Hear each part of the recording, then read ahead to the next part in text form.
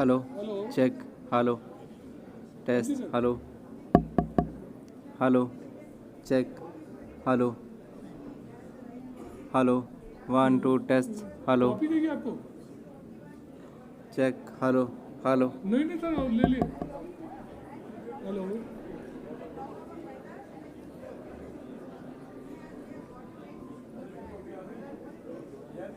हाँ हाँ दे दी बाबू तीनों।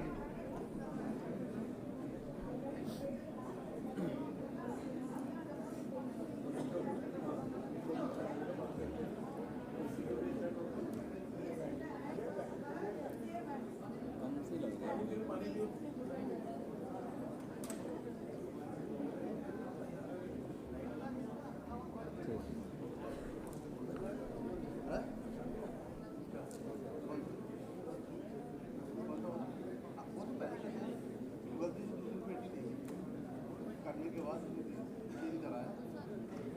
हाँ हाँ उनका फोन आ गया बुक करना पड़ा है तुम्हारे टॉप मोस्ट को पाई बता दें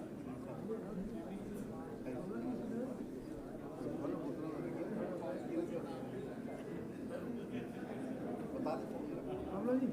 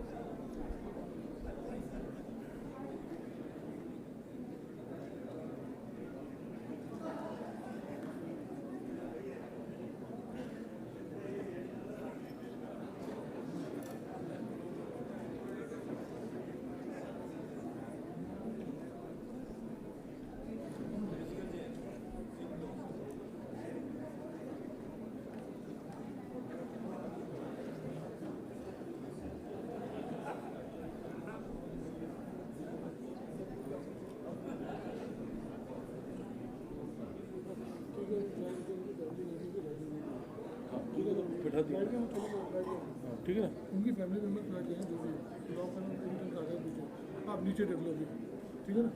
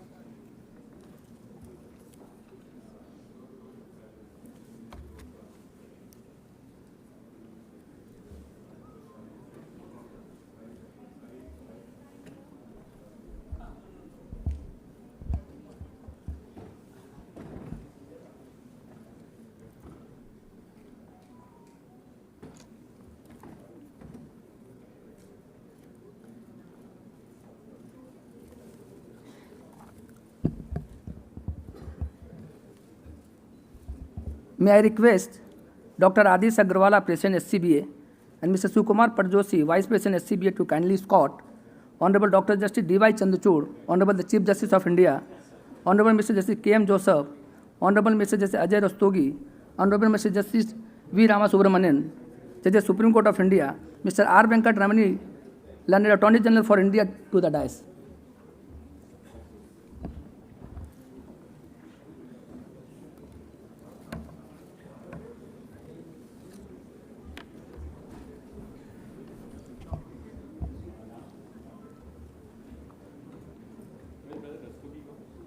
Sir, please. आपका लास्ट है, last one sir, Sukumar ji.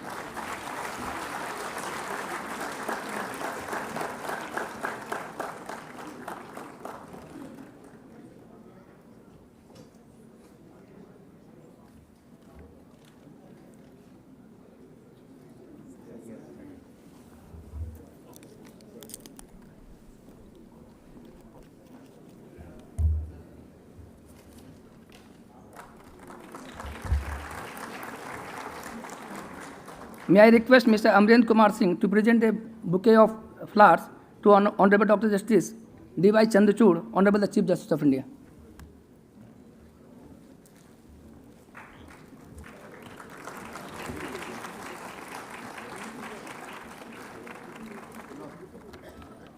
May I request Mr. Vibhu Shankar Misra to present a bouquet of flowers to Honorable Mr. Justice K.M. Joseph, Judge Supreme Court of India.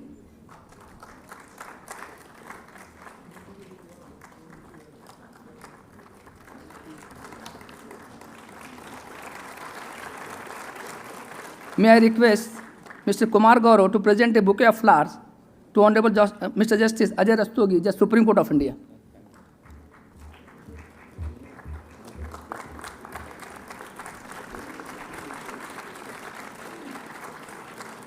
May I request Mr. Sasank Sekhar to present a bouquet of flowers to Honorable Mr. Justice V. Ramasubramanian.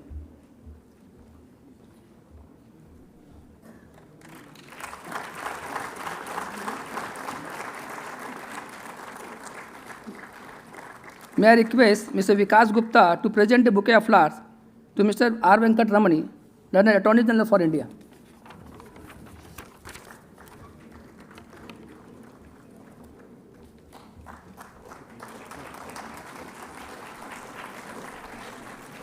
May I request Mr. Pratap Venugopal to present a bouquet of flowers, Mrs. N.C. Joseph, wife of Honorable Mr. Justice K.M. Joseph, Judge Supreme Court of India.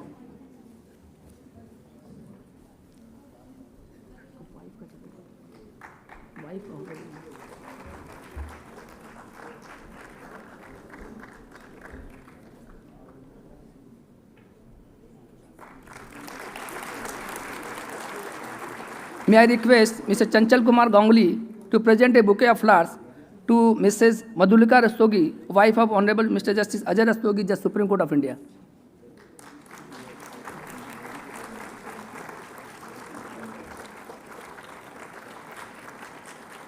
May I request Mr. Manish Goswami to present a bouquet of flowers to Mrs. R. Saraswati, wife of Honorable Mr. Justice V. Ramasubramanian.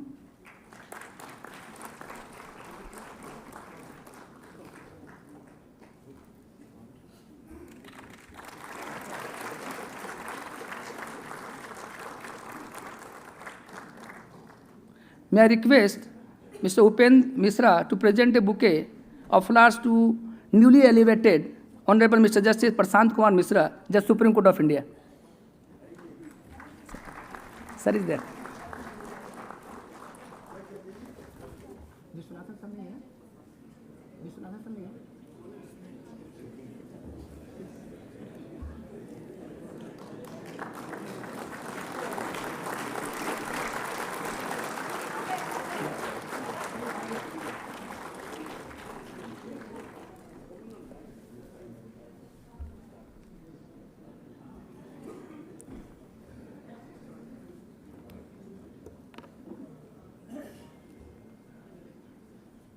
May I request Mr. Anil Nisani to present a bouquet of flowers to a newly elevated Honorable Mr. Justice K.V. Viswanathan, Judge Supreme Court of India.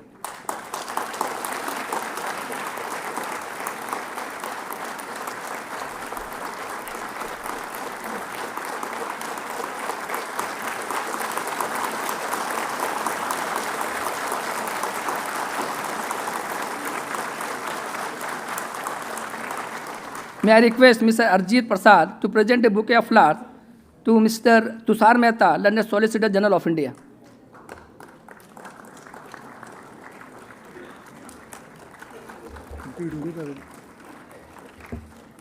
Now, may I request Mr. Sukumar Padjoshi, Vice President of SCBA, to kindly give his welcome address.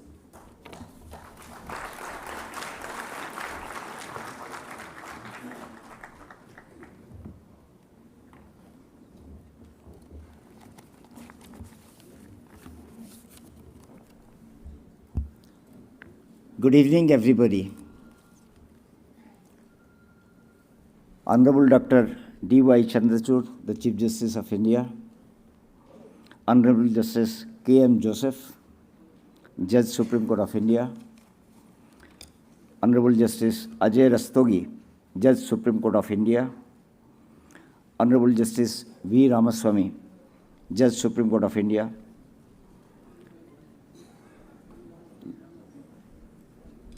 Justice Sri R. Venkatramani, Learned Attorney General of India,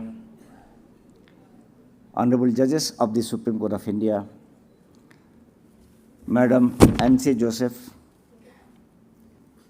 Madam Madhurika Rastogi, Madam Saraswati, present law officers, President of SCBA, Sri Adis Agarwal, office bearers of SCBA, Sri Manoj Misra, President SCORA, office bearers of SCORA, Sri P.H. Parikh, who is present here and is the longest time president of this bar,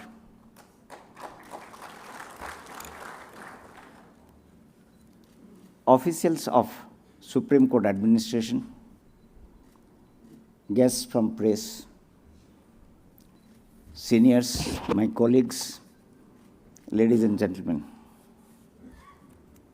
Today is a very unique day when I, on behalf of the President and members of SCBA, extend a warm welcome to each one of you on the dais and off the dais. Today is very, very uniquely important. Besides being the last day before vacations, we all are eagerly awaiting to unwind after the hectic sessions of after October. Today also is remarkable, which is not a coincidence. In the morning, the newly elected SCBA Executive Committee took over charge from the outgoing committee. That was the first event. The second event was taking of oath of the newly appointed judges, Justice Misra and Honorable Justice, our jewel of the bar, Viswanathan. In fact, popularly known as VC till then, now you are Justice Viswanath. And I hope you will be here only and always will treat you as part of this. For the first time, the third event today is the Honorable Chief Justice of India had 3 ceremonial benches. And the last, which is not a coincidence, but because of the ensuing vacations, 3 illustrious judges for whom we have organized these functions will be showing our gratitude and will recount the enlightenment given by them and the lessons learned from them. And their retirement is due on 17th of June, 18th of June, and 30th of June. But by a coincidence, all of them are giving farewell today. Since this is the first available opportunity to the newly constituted Executive Committee of the SCBA, we would like to show our gratitude to our friends who have tirelessly worked during the elections and have elected us to form this new executive committee. It is only the candidate who win is the recognized face in the crowd. But behind them, the supporters who go unnoticed, they put in their hard work. The other contestants, they also recognize to some extent their supporters, the voters, the election committee, and the innumerable volunteers who work for the elections. Without any interest, totally selflessly, we thank them, and they all are present here, I can see, and we want to show our gratitude to all of them.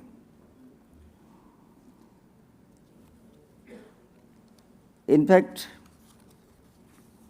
the participants of the elections in SCBA have conducted themselves remarkably, as is shown from the smooth elections proceedings, which came to be over only this morning when the newly constituted Executive Committee took over.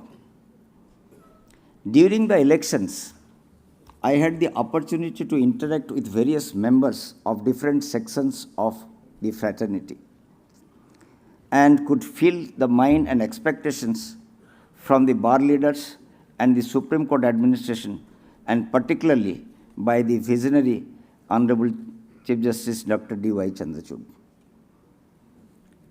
I would like to share some of the feedback which may be considered by all stakeholders, primarily the Honorable Chief Justice. The young and energetic lawyers, particularly the first generation lawyers who are practicing here, feel that there should be initiatives for continuing professional educations on both ethics and advocacy. The lawyers who are regular practitioners before the Supreme Court and have great experience, and mostly in their free time spend their time in the library and lounge, feel that they can be better utilized for contributing to the cause of mediation and assisting the court in various ways where their contributions can be utilized to ease out the rush. And I met them, many of them, in fact, do not go to any other court. After their free time, they sit, they read, update themselves, and they can be great capacity to be utilized for various professional purposes, which will benefit them as well as the litigants. The other sections I met was the lady lawyers. Now there is a great increase in number of women lawyers practicing in the bar, and the facilities for them is totally inadequate. Some of the small instances I came across during the elections is the very small ladies' bar room, which I think with minor tweaking can be expanded, which can be seen, and because there are the other rooms which are unused, if the small wall can be broken and it can be expanded. That's their concern. Now the Supreme Court, the other group of lawyers who are techno-savvy, they say that now the Supreme Court is not only for Delhi or is physically present in Delhi because of the initiative of the Honorable Chief Justice. It is available everywhere, and with the e-courts and e-filing, they feel that the training on e-courts and e-filing should be expanded, and there should be also space for virtual court attending, because those who are identified with this court in physical form who come from 10 to 4, there should be facilities for them, that either a virtual court, a room for attending to virtual courts with infrastructure. Most of the members feel that the e-courts is being propagated, but there is no Wi-Fi or internet connections in the either in the complex or in the chamber complexes. So that's what is felt. This is the feedback I wanted to share. The other things is that the cafeteria facility is grossly inadequate because of the increasing number of lawyers who are coming to the court and also the visitors who are coming in connection with litigations and things like that. In the new block, there is no facilities. The other things is that need for recognition of those people who have not done so well in life, but they have spent their life here. So the identity and their worth and dignity should be recognized by one and all by utilizing their talents somehow or the other. Then the space for each one of them, either in the form of cubicles as an interim measure or something, will also give some identity to the lawyers who are spending their time here for the purpose of pursuing the vocation. The main expectations of the bar, as I saw, was from the Honorable Chief Justice, who is a visionary for them, one and all, everybody. He is so loved by everybody. They think that during his time, they will each one of them will get their recognition and their dignity. That is what their expectation, that's what I thought. The Executive Committee of the SCBA, on our first interactions, have resolved and committed to a symbiotic relationship with all stakeholders and a supportive role to the Supreme Court administration and to honorable judges. Sir, the Honorable Chief Justice, you had said when you assumed charge that you would like to leave the world a better place than what it is today by making some contributions to this. Sir, we promise that we all will be part of it to support you in all your endeavors, sir. And we truly regard, though we all are elected here, we truly regard you as the true leader of our bar. And you know whatever is needed for the bar, and therefore, without any demand or anything, sir, you will take note of those and intervene appropriately so that various sections will get some benefit or the other. The trainings should be topmost, the trainings for the professional growth of young lawyers and also not so young lawyers, which should be made institutionalized and a continuous process. So anybody who is willing can get benefit of that.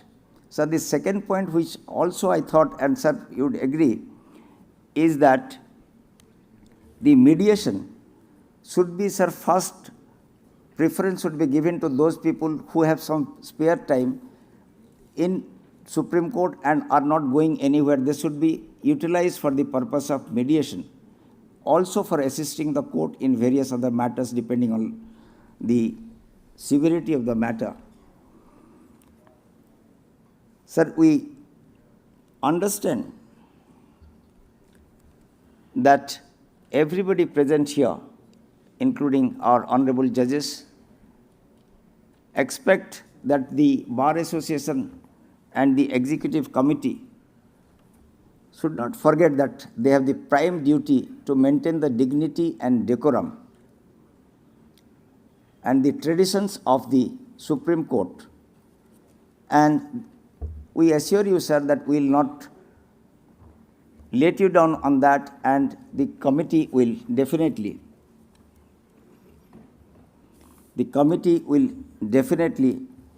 take all precautions in their behavior, in their attitude and working, and will always be mindful of the dignity and reputation of the institution.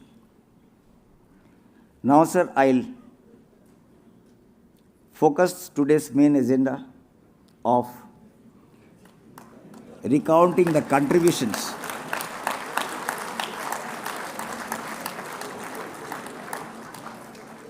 So this is an indication enough, sir. But this was the first speech, so therefore I had to speak this. So the main agenda is to recount the contributions of three honorable judges who are due to demit office during the vacation. And so today's farewell function is for showing our gratitude to them.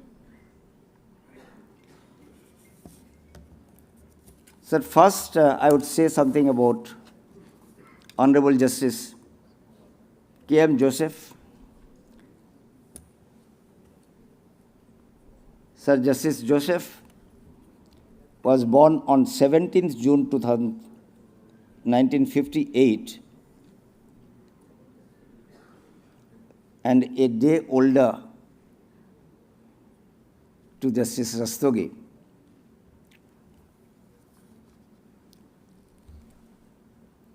Sir Justice Joseph is the son of K.K. Matthew, who was also a Supreme Court judge. Justice Joseph also followed his father's footsteps and studied law at the Government Law College, Ernakulam. He got enrolled as a lawyer in the year 1982. He started his legal practice at the Delhi High Court in civil and writ matters. Later, he shifted his practice to Kerala High Court in 1983 and became a permanent member of Kerala High Court Advocates Association. After practicing for about 2 decades, Justice Joseph became permanent judge of High Court of Kerala on 14th October 2004. He was sworn in as Chief Justice of Uttaranchal High Court on 31/7/2014.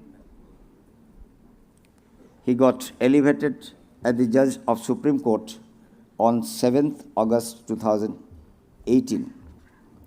Yesterday, when we went to meet Justice Joseph, he clearly told us that the role of lawyers and the bar is not only to focus on the welfare of their members or to earn their vocations, etc., but they have a major role in nation building and also to protect and emphasize the rule of law. And that is what he believes in, and he lives for that. He is rule of law personified. He is, of course, from his disposition, as we see in the courts, he is a very calm and patient person. You can make your submissions, and he also formulates propositions and corrects you in your submissions, and what you should also, how you should also present the case. He very often makes formulations for you. He is there for social justice, and he stands for guarantee of liberty and freedom. He always values the intrinsic value of human lives, and his main concern is that people should work in the national interest, and judiciary should not be interfered from any quarters. Sir, from you we have learned the art of patience and to live what you feel about and to respect the laws and the Constitution. Sir proposes to lead a retired life, being in Delhi and Cochin both. And he would like to utilize his time for his love, that is music and philosophy. Sir, we'll miss you. In fact, most of the lawyers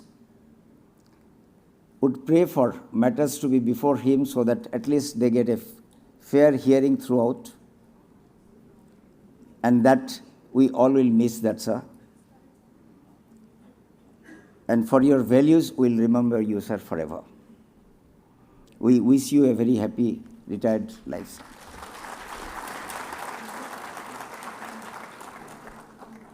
Honorable Justice Ajay Rastogi was born on 18th June 1958. Also followed the footsteps of his illustrious father, late Sri Harishchandra Rastogi, who was an eminent civil lawyer at Rajasthan High Court. Honorable Justice Rastogi took up law as a career and enrolled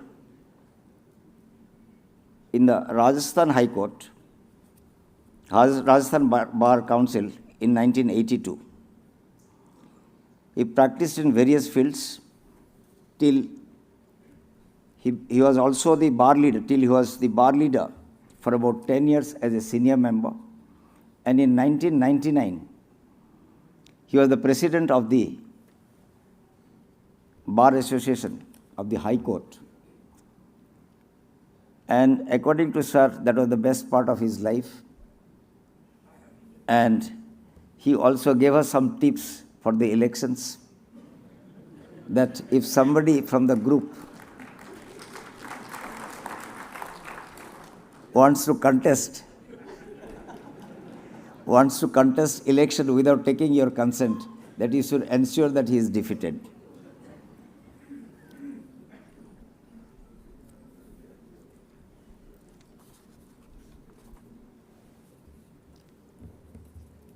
Justice Rastogi was elevated to the bench in 2004, that is 2nd of September 2004, and he had a stellar role in serving as Executive Chairman of the State Legal Service Authority. And under his stewardship, Rajasthan Legal Service Authority won National Award from National Legal Service Authority for 3 consecutive years. Honorable Justice Rastogi was elevated as Chief Justice of Tripura on 1st March 2018, before which he was the acting Chief Justice of the Rajasthan High Court for the period from 14th April 2016 to 13th May 2016.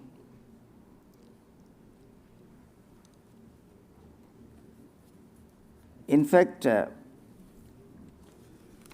from our experience in the court, Justice Rastogi was a very pragmatic judge and would always try to find a solution to the problem, and upfront only propose that this could be, what is the case all about, and would try to give an opportunity to the lawyer to try and demolish what he is saying. He said that this is primarily my mindset, so that he always gives an opportunity.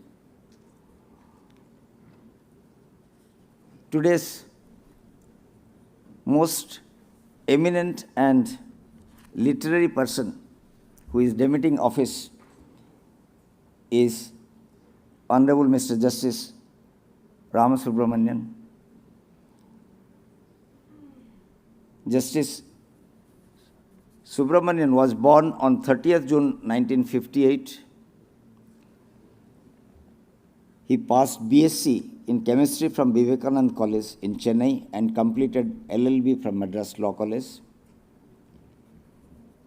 Justice Subramanian has made immense contribution to the Tamil language. He has authored a book in Tamil on the principles of law and justice in Kamba Ramayan. He also wrote a series of articles under the caption Beyond Science in a Tamil newspaper for 27 weeks.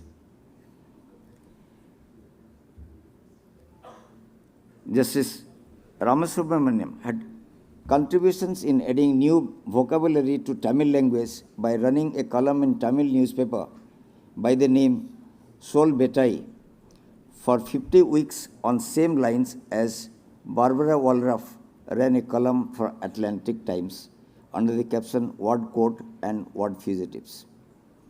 Many readers of newspaper got involved in this exercise, and one of them was serving a life sentence in prison. As a mark of recognition of involvement of life convicts in this exercise, the judge got the life of convict out on parole for the book release function and made the life convict sit on dais with him and receive the first copy of the book.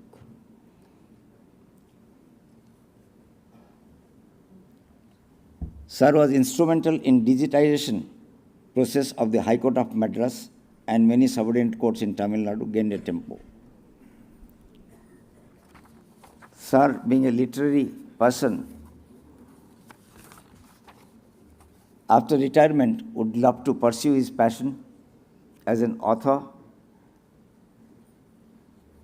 Sir, we wish you a very happy and relaxed retired life, and we wish your second innings to come true. Sir, with this, I wish everybody a rejuvenating summer break. Thank you very much.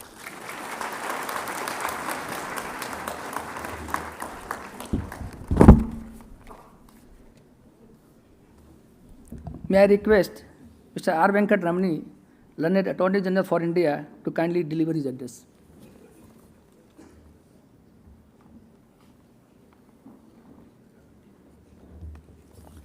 That I carry thick papers like this does not mean that I'm going to deliver a big lecture.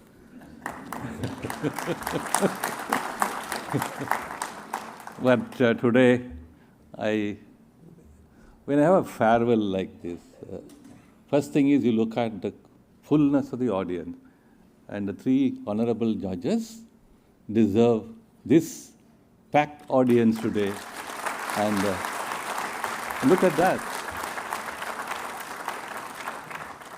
And in the course of the ceremonial hearing today, Judge Ramasubramanian sitting with the Chief Justice, he looked at all of us and said, speak the truth and nothing but the truth. And he meant it in more than one sense. So meaning thereby that when we assemble in this wonderful evening like this, trying to recollect our beautiful, momentous memories in the court, the exchange of wit and wisdom, knowledge sharing, and all that made us part of one family. We should be speaking the truth and nothing but the truth, namely, that we are not merely eulogizing judges, but we are looking at truthfulness of the contributions made by them to this great institution. There are two German words. I would like to briefly talk about them.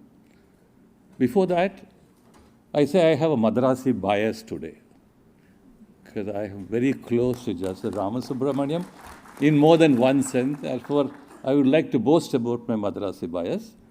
The small book which is written on justice and law in Kamba Ramayanam reflects not only his deep engagement in study of Tamil literature, but to connect literature with the rest of life. And there are so many treasures of literature in our country, in almost all the languages, spanning over more than 1,000 to 2,000 years.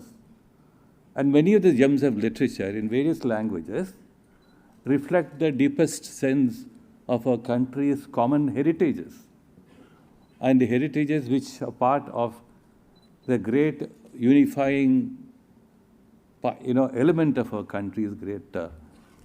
So I think this very small book but very interesting book, I wish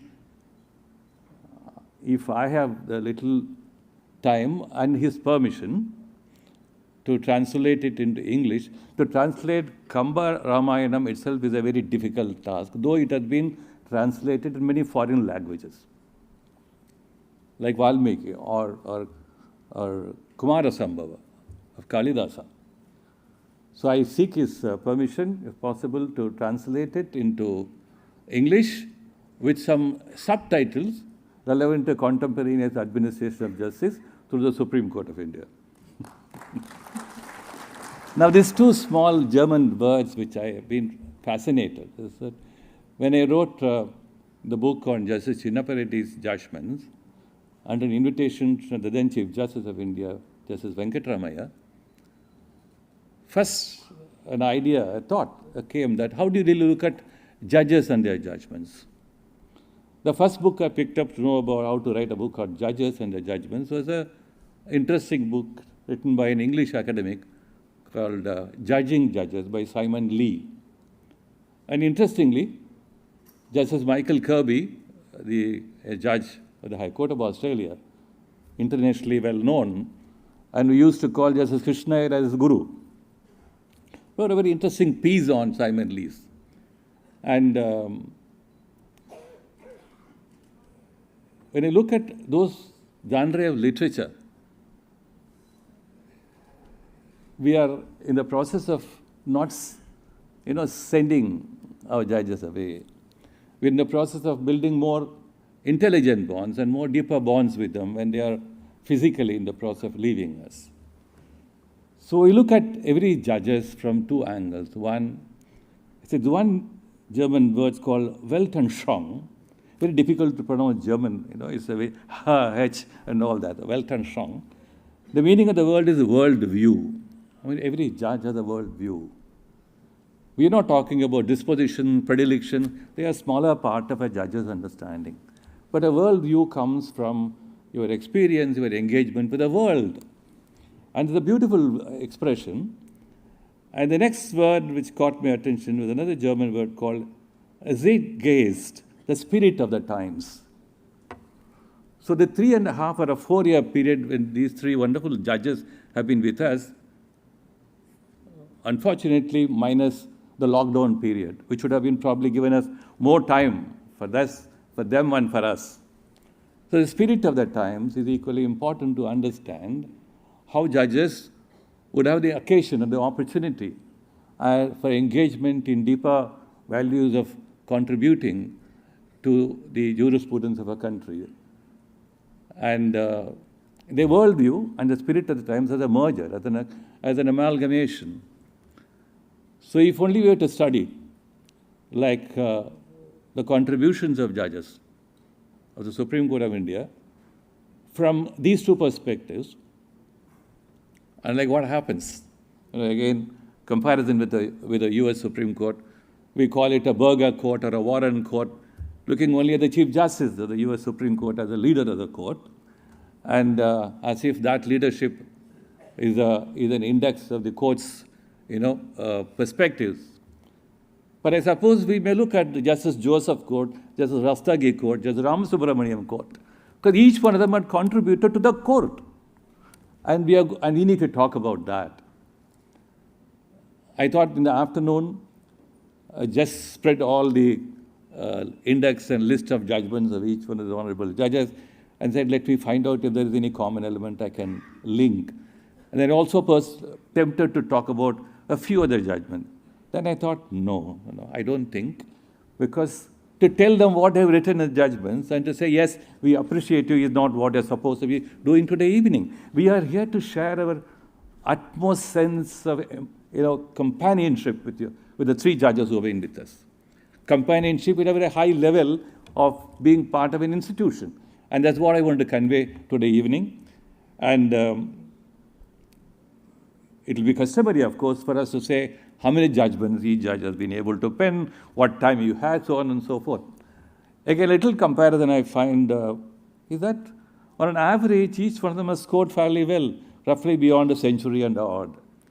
But within the 3.5 year to 4 year period, and with a lot of, as I said, the lockdown, and very importantly, I find all the three of them had an occasion to engage during the lockdown with important concerns relating to COVID. And during this period, we had concerns in the application of the IBC code.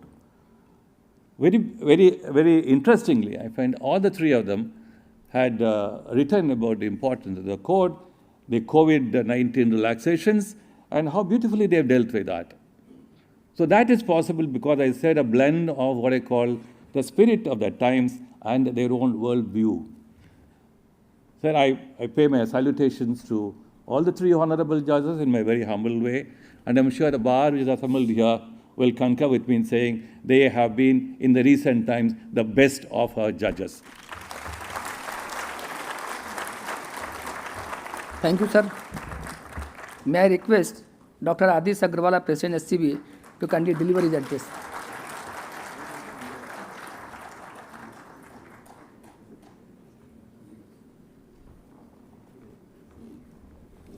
These are not 4 pages, only 2 pages.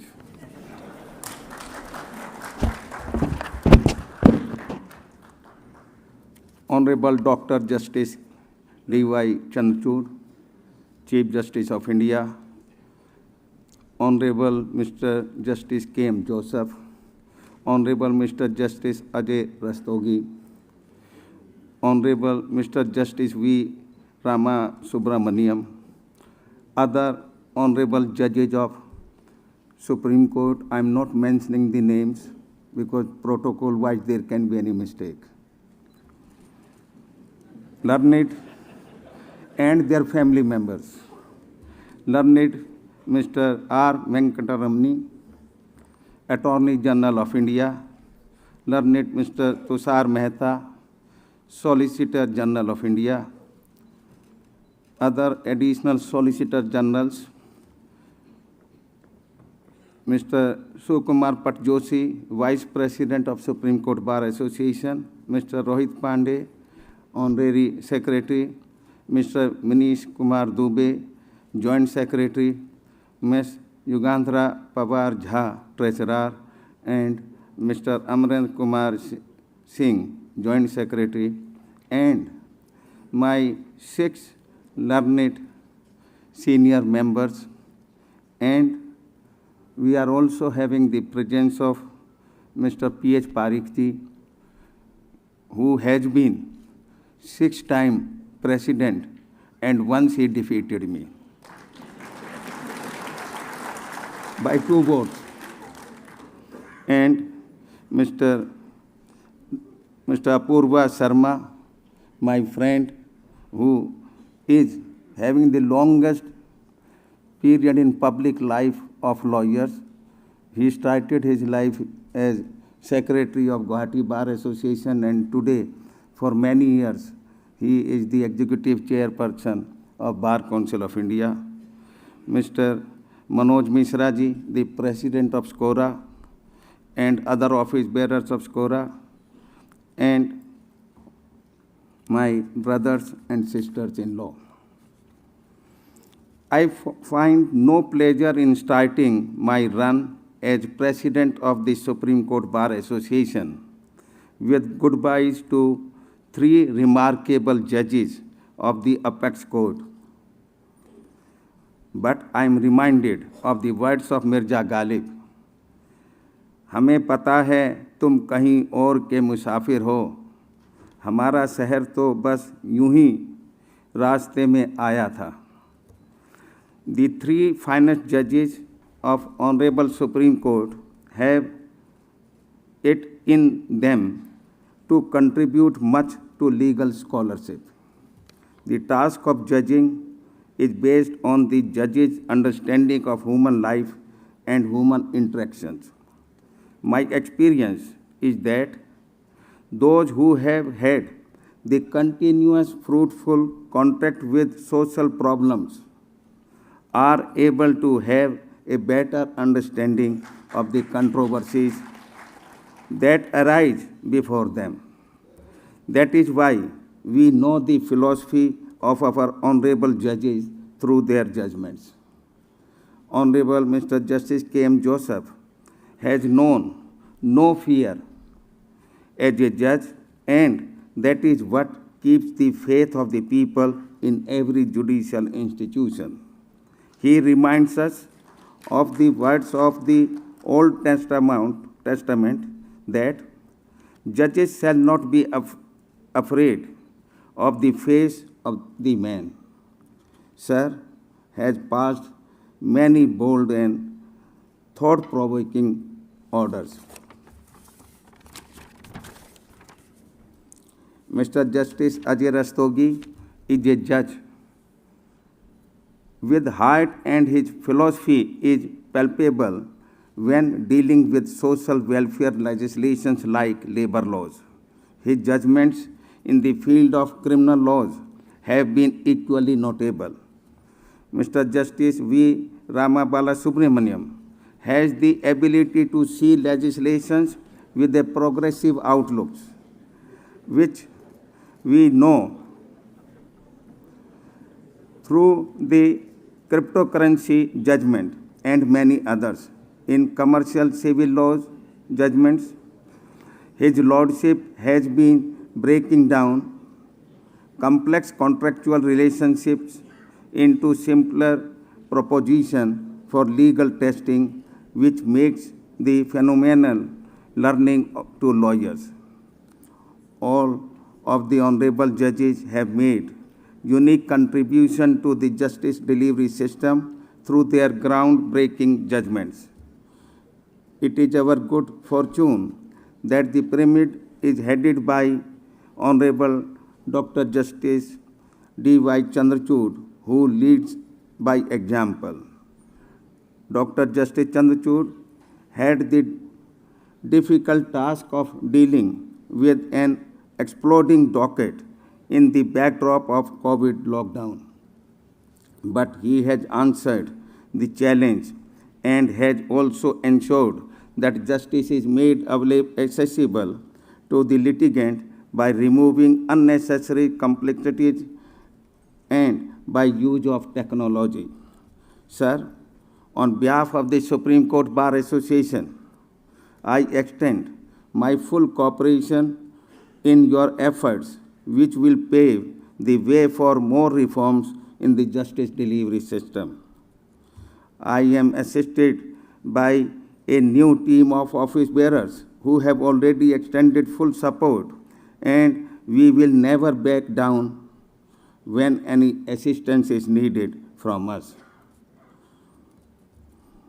Last evening, the office bearers of SCBA had an unofficial meeting with Honorable CGI, and we found that Honorable CGI is ready to accept our genuine demands. We will point out our demands after having discussion in our executive committee. This function is relating to the farewell of our honorable 3 judges. That's why we are not making any charter of demand.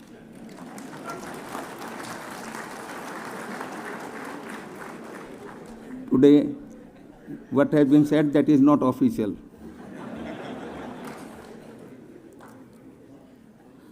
I am certain that all our demands will be accepted by Honorable Prime Minister and Honorable Chief Justice of India, because some of our demands are quasi-government also. I wish all the very best of our honorable judges, Honorable Mr. Justice K.M. Joseph, Honorable Mr. Justice Ajay Rastogi, and Honorable Mr. Justice V. Ramasubramanian.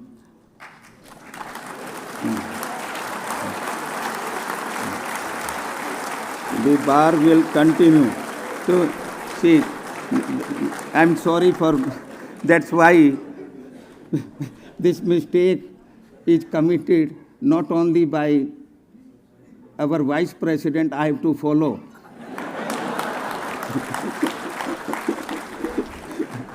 Otherwise, bracketing only one will be injurious. The bar will continue to seek their blessings and guidance. Thank you very much.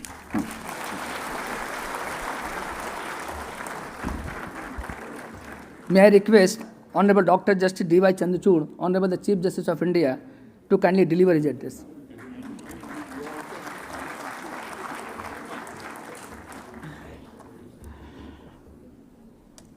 My very distinguished and dear colleagues, Justice K.M. Joseph, Justice Ajay Rastogi, Justice Ramasubramanian, Justice Ramasubramanian,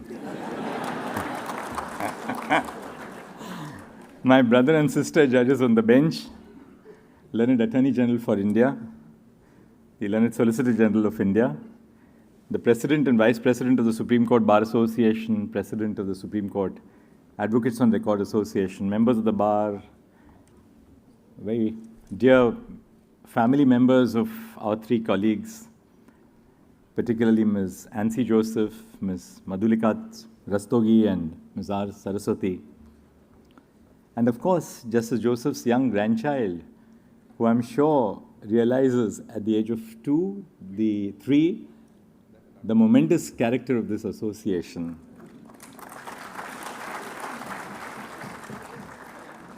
But YouTube is always there for the future when he grows up. A very good evening to everyone.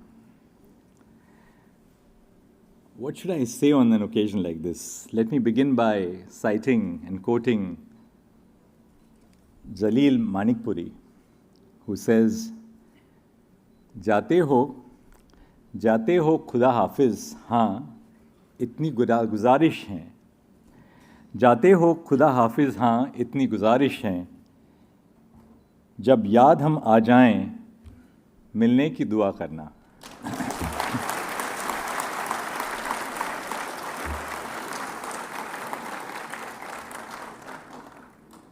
The lockdown, the period of the lockdown, was marked by the exclusion of the period of limitation.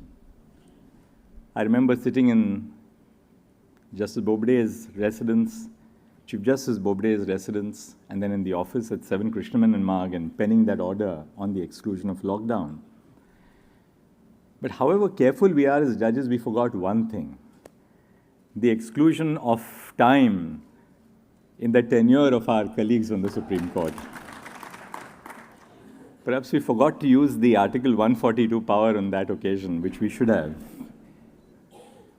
The audience at the ceremonial court welcome this morning was just a reminder that perhaps we should have excluded the time of the pandemic from operating on the tenure of our three distinguished colleagues. We are very often referred to as a polycentric court, polyvocal court, because we sit in benches of 2 and 3 and we speak our own voices in those benches of 2 and 3. The word polycentric or polyvocal is often used in a slightly critical manner about the Supreme Court because of the tendency to have conflicting opinions. But I've always said, and I must say this evening, that our being polyvocal is a sign of our strength because it reflects our diversity. As we celebrate the careers of 3 colleagues drawn from 3 different parts of the country, each coming with their own experiences, their own learnings, their own spirituality, and having their own messages through their work and their experience. I know it's the last day of the term and I should be very brief this evening, but I cannot but use this occasion to speak of each of the 3 colleagues, all of whom I know so personally. Justice Joseph and I go back a long way in time. To be precise, our friendship relates to the day 28th of August 1972, long before either of us were judges or even lawyers. So it's almost 51 years that I know Brother Joseph as a friend. We were friends who knocked on each other's doors to invite the other to play a game of football, Delhi's weather permitting. Justice Joseph lived on 11 Tughlaq Road, and I with my parents on 13 Tughlaq Road. In those days when security was not that much of a problem, we would just jump across the wall and go at the little football and play with each other. But I must share a secret when I say that Justice Joseph was quite a football maestro. He taught me various tricks in the game of football. We cobbled together our own ragtag football teams every evening and would compete in our own tournaments. Every evening when I passed by the lawns of India Gate on my way home, I remember the days when we played as young children. We played with our football and cricket bats. We would go to India Gate and play a game of football or cricket depending on the weather. very often our parents would have to threaten us to drag us away from these sporty adventures. But I think the one person who really left an indelible imprint in my mind, and I have to recognize that today, is Joseph's father, Justice K.K. Matthew, who was a personal icon. Justice Matthew was extraordinarily simple. So was Joseph's mother. I don't recall seeing them wear anything but pure white. Joseph's father would be dressed immaculately in a very simple white outfit. Every time that we passed by, he would be on his table, reading his briefs, dictating a judgment, or pouring through the law reports. Joseph's mother was extraordinarily simple and affectionate. I had come from Mumbai, where the only version of dosa that I knew was the masala dosa which the Udupi restaurants in Mumbai serve, which is modified to taste the Gujarati taste, so it's sweeter than what you get in the south. But in Joseph's house, I learned for the first time that that's not the only type of dosa which you have, because his mother introduced us to idiyappams and so many other variations of Kerala cuisine, which she would call us in the evening as young boys when we would be playing in the garden and make us eat, and she would feed us no end. As many of you are no doubt aware, Justice Matthew concurred and wrote several brilliant judgments. My own personal favorites are his judgment in the Ahmedabad St. Xavier's College Society case, which dealt with minority rights of linguistic and religious minorities under Article 30 of the Constitution. Justice Matthew also sowed the seeds of the expanding jurisprudence under Article 12 of the Constitution, when he expounded on the meaning of the word state in Sukhdev Singh in Bhagat Ram. Well, this is an occasion to celebrate Justice Joseph. But in celebrating Justice Joseph, how can you not recognize the pedigree from which he comes, of parents who led an extremely simple lifestyle, but who are seeped in the profound living of a simple life of a judge of the Supreme Court. And so much as I see of my colleague now finds reflection in what I saw in his own parents when we as little children were growing up in their shadows. Justice Joseph had lived in many places besides Delhi. He studied in Chennai and Ernakulam, practiced law in Delhi and Kerala, was a judge of the Kerala High Court, then Chief Justice of the Uttarakhand High Court, and eventually elevated as a judge of the Supreme Court. He absorbed much and more from each of these places, and this is immediately evident to anyone who interacts with him. His knowledge on varied subjects shines through, not only on the bench but also off it. He was an eloquent and persuasive lawyer and is an erudite judge. He is, however, humble despite his decades-long familiarity with the law and 19 years on the bench, humble to the point of almost being self-effacing. He takes his work very seriously, he doesn't take himself very seriously, which is the hallmark of a great judge. After taking over as the Chief Justice of the Uttarakhand High Court, Brother Joseph famously turned up to the Kerala High Court on a bicycle one day. He can often be heard saying that lawyers are perpetual students of the law. He has a reputation for being patient with young advocates and old alike. I've also heard from members of the bar that they look forward to his quips about the cases before him. I fondly recall the time when I shared the bench with Justice Joseph in 2020. If I remember correctly, it was during the second wave of the COVID pandemic when the Supreme Court conducted its proceedings completely through the virtual platform. This was before I had a third screen to communicate with my colleagues while working from home. I would mute the video, pick up the intercom and discuss the matter with my colleague. However, while I was sharing the bench with Justice Joseph, I did not have to often pick up the intercom to discuss the matter with him. It was because we would know what the other person's view on the matter was or likely was. The reduced telephone bill during those months is a testament to our friendship that has spanned half a century. During his tenure at the Supreme Court, Justice Joseph has authored judgments which will hold the field for years to come in fields ranging from commercial to constitutional law. Most recently authored the majority opinion of the Constitution Bench in Global Mercantile, where it was held that an arbitration agreement is not enforceable if it is contained in an unstamped contract which is exigible to stamp duty. Justice Joseph also presided over the Constitution Bench which modified the guidelines for the valid execution of advance directives, which permit a person to control the mode and manner of their medical treatment, including the point at which they wish for it to be discontinued, allowing them to die with dignity. I could go on and speak for long about his achievements, but let me speak just a few thoughts about the person who is behind it all, his gracious spouse, Ansi. Ansi is really spending a lot of time in Kerala with their young family, his daughter and the young grandchild. But I thought that as I conclude this part of my sharing a few thoughts about Joseph, that I should share what truly reflects his love and attachment for Kerala, and which takes me to a beautiful song by John Denver, which is called Country Road. And I think I'll say that. I won't hazard to sing it, but I'll certainly say what he says. And the song says, "Country road, take me home to the place where I belong." And then it goes on to say, and this is true about Kerala, life is old there, older than the trees, younger than the mountains, growing like the breeze.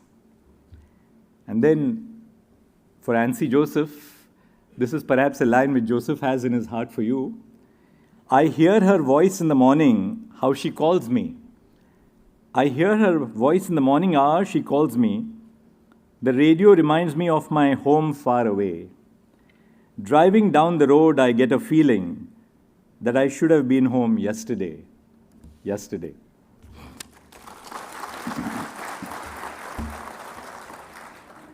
As for Justice Rastogi, I must begin by expressing my gratitude on behalf of the legal fraternity and the nation to Justice Rastogi for his remarkable career of public service and his commitment to the pursuit of justice.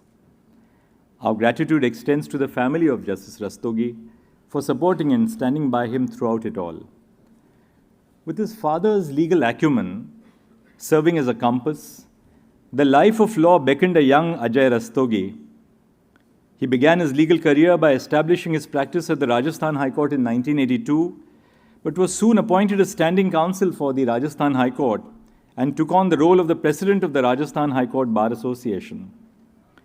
His illustrious judicial career begins all the way back in 2003 when he was appointed a judge of the Rajasthan High Court.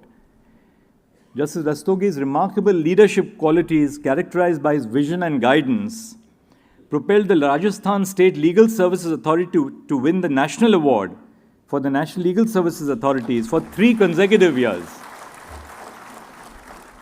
Demonstrating his leadership, Justice Rastogi briefly assumed the role of an acting Chief Justice in the Rajasthan High Court for a month in 2016 until he was eventually elevated as Chief Justice of the High Court of Tripura in March 2018. There, he fostered a culture of teamwork and excellence wherever he went.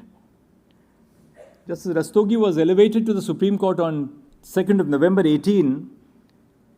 I got the opportunity to work closely with him during the challenging months of the pandemic in 2020. Despite the difficult circumstances, Ajay's unwavering support made a tremendous difference in navigating the uncertainties of the time. In June 2020, when the Supreme Court was still learning how to operate remotely, Justice Rastogi, Justice Hemant Gupta and I decided to do away with paper files. We heard matters and took notes on our laptops. It was perhaps our first attempt at experimenting with a paperless courtroom. Throughout his tenure at the Supreme Court, Justice Rastogi has exemplified the qualities of wisdom and a deep sense of compassion. He has a remarkable hold on service and labor jurisprudence and deals with everyday aspects of law with such felicity. He has always understood that when the Supreme Court addresses service and labor issues, we are not just dealing with abstract legal thoughts. We are dealing with real people.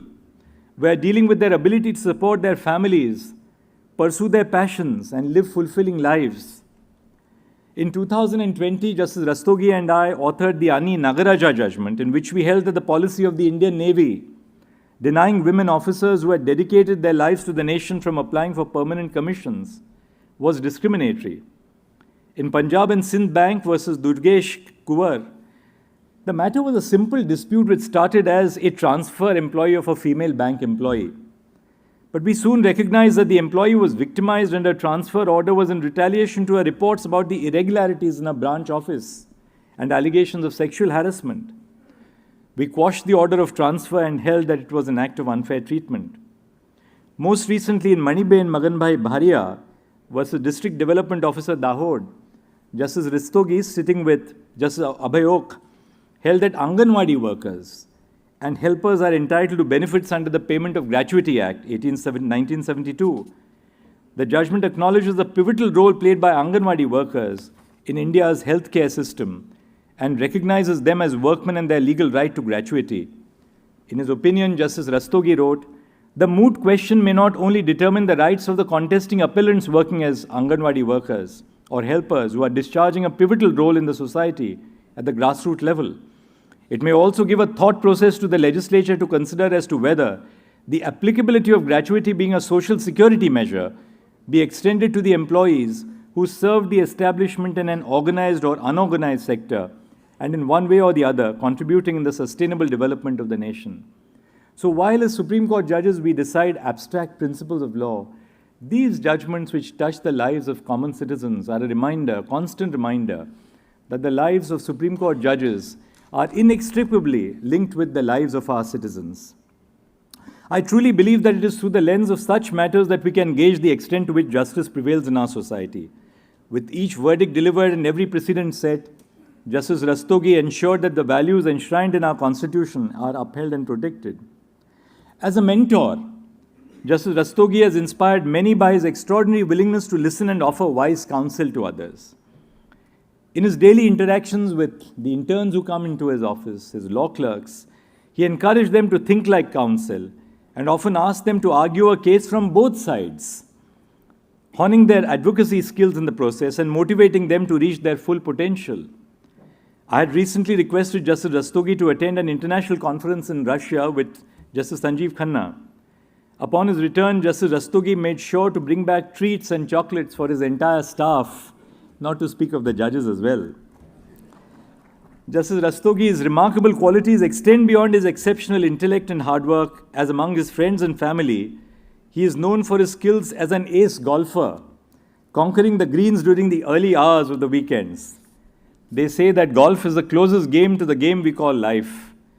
Just like he is a master of the greens, Justice Rastogi has also truly mastered his own environment.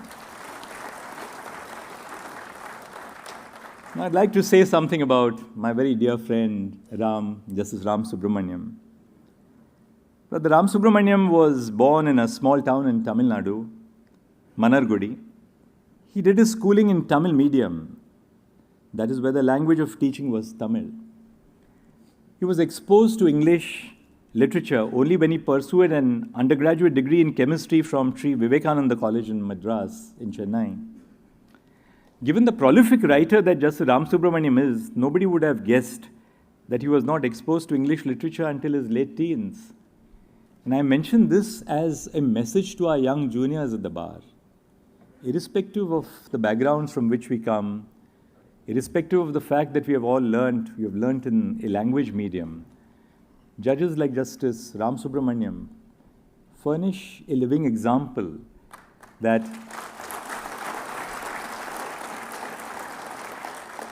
your dreams are for you to pursue.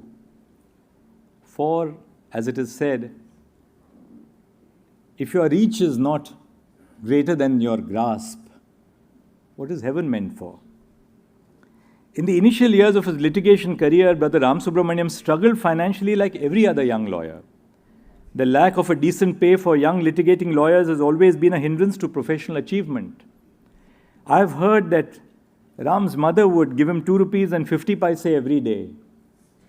He would spend 1 rupee and 50 paise on travel to and from the court, 75 paise on lunch, and 25 paise on tea. I sometimes tend to exaggerate, but I'm sure on this one I'm absolutely accurate. In more ways than one, Justice Ramasubramanian's life and the struggles that he faced to reach the Supreme Court are a testament that there is no substitute for hard work, for it is only hard work and perseverance that will help you reach the pinnacle of success. But above all, Brother Ramasubramanian is famous for his wit and wordplay. It goes without saying that his presence would lighten up the mood of the room. I'm sure most of you have been at the receiving end of it once when you appeared before him. He uses his sense of humor to motivate young lawyers and ease up the tense atmosphere in a courtroom. This seemingly small gesture goes a long way in building up the confidence of young lawyers. A judge brings to the table their expertise on the law. We must not forget that in addition to that, they bring a human touch to the law and the way proceedings in the court are conducted. They leave an everlasting impression on the lawyers, the litigants, and the staff. Brother Ram, I'm sure that you will be remembered for your erudite judgments and your story-like style of writing them. Your landmark judgments, for instance, opening up India to cryptocurrencies and ensuring the application of environmental protection in Kerala's coastal areas, uphold constitutional values and compliance with the law. But through your judgments, you have demystified law for the common person. But you will be remembered for much more. You will be remembered for the lasting impact that you have imparted on litigants, lawyers, staff, and judicial clerks. You speak through your judgments and actions. This is the legacy that you will leave behind on your retirement. Justice Ramasubramanian's love for wordplay and jest comes only second to his passion for Tamil literature. A complaint that I have heard from many judges is that the volume of work they have to undertake does not allow them to pursue their other passions. However, I've always felt that Brother Ramasubramanian has more than 24 hours in a day. He has always been able to manage his time efficiently. Even in his very busy schedule, he has been able to pursue his passion for Tamil literature, Sanskrit, and Carnatic music. He has authored a book on the principles of law and justice in Kamba Ramayanam, the Tamil version of the Ramayana, authored by the renowned poet. Many of you here would be surprised to know that Brother Ramasubramanian ran a word search puzzle in a Tamil newspaper for 50 weeks. I'm told that the puzzle was quite popular. A prisoner who was serving a life sentence in Tamil Nadu was one of the many who participated in the exercise. As a mark of the recognition of the efforts of the life convict in participating in the puzzle exercise, Brother Ramasubramanian handed over the first copy of a compilation of the puzzles to the prisoner at the book release event. I must commend you on all your efforts in ensuring justice through your work inside and outside the courtroom. As I was listening to the speakers before me, I was scrolling on my iPhone and I went to the WhatsApp messages which Brother Ramasubramanian has sent me, and they're replete with reference to literature, music. For those of you who believe from what has been heard that he is an expert in Carnatic music or Tamil literature, that's far from the truth. Apart from that, I have a series of abhangs he has sent to me by Ranjani Gayatri. And then there is Aigiri Nandini by Maithili Thakur, which is his personal favorite, which is again something which I learned from him. I must tell you all that there is only one person in this hall who has the ability to engage with Brother Ram on any topic, be it on law, current affairs, politics, or culture, and that would be his partner, Ms. Saraswati. I'm sure that her worldly knowledge has rubbed off a little bit on him. I hope you enjoy your post-retirement life surrounded by a mountain of books. As I said this morning in the formal court farewell, I've been trying my best for the last several weeks to persuade Ram to accept a post-retirement assignment. But he is not relenting. He wants to be a free bird. In parting then, I would like to recite the Irish blessing from all of us to my dear friends and colleagues, Justices Joseph, Rastogi, and Ramasubramanian. And the blessing is like this, blessing of a younger brother. May the road rise up to meet you. May the road rise up to meet you. May the wind be always at your back. May the sun shine warm upon your face. The rains fall soft upon your fields. And until we meet again, may God hold you in the palm of His hand. We wish you a healthy and peaceful time ahead. Thank you for your service to our country and its people. Namaskar.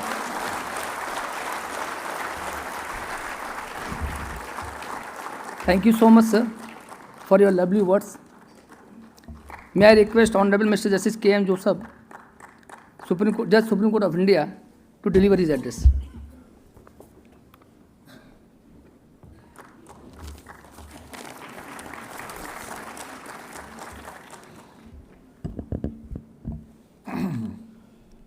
Honorable Chief Justice of India, this is the Ajay Institute. My learned brothers, this is Ajay Rastogi and this is V. Ramasubramanian. You got it right. The learned Attorney General, the newly elected President, Secretary and Vice President of the Supreme Court Bar Association, the learned Solicitor General, my dear and learned brothers and sisters,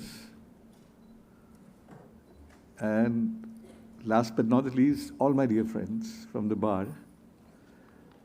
And I'll have to go home, and therefore my family member, my wife, and my family members. It was an incredible moment, as I said, in the courtroom as well. Something really I'm not used to, obviously, because it's happening for the first time. Because though I have not yet turned 65, I'm being turned out of the courtroom by virtue of a constitutional mandate, for which there is no way I can approach with a writ. This is a time for thanksgiving, actually. First and foremost, I thank God, who has stood by me, guided me, and made this moment come true. Next, I have a problem here with what I'm going to say, because Chief Justice Chandrachud, of course, is my childhood chum. We played football, and we also played cricket. You didn't mention that he's an excellent cricketer, outstanding batsman, and now he's batting on the judicial side, though. So, I have a complaint against Chief Justice Chandrachud. I really wish he had pursued a career in poetry, because he would have made an excellent poet. When I was just listening to you, you got such felicity of expression and imagination. You play with words. I think you'll do it after retirement. I hope you take it up. It's so beautiful listening to you. You play with power with words. And the next person or persons whom I want to thank in this moment of thanksgiving is my parents. I prostrate myself before the sacred memory of my parents.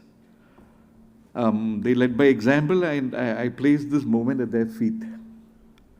My siblings, my elder brother in particular, who I still think would have been a better choice.